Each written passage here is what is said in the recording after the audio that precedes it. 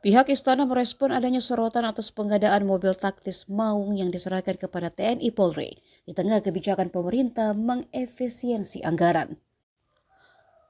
Kepala Komunikasi Kepresidenan Hasan Nasbi ditemui media di Istana Kepresidenan Senin 3 Maret menegaskan jika pemberian 700 Maung kepada dua instansi tersebut untuk kebutuhan operasional.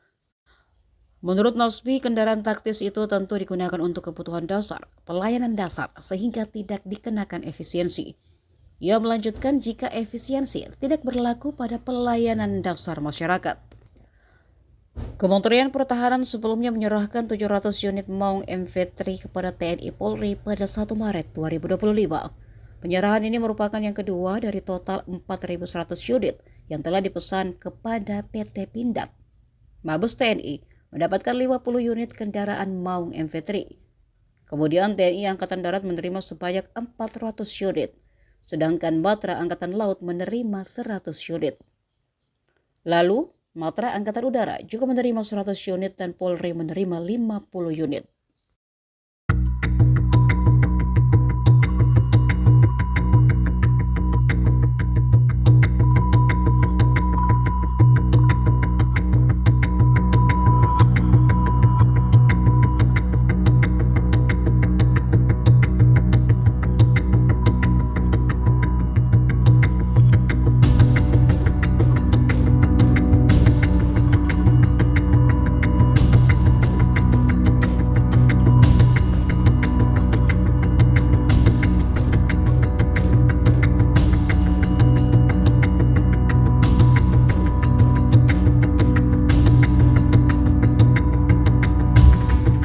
Download Tribun X sekarang, menghadirkan lokal menjadi Indonesia.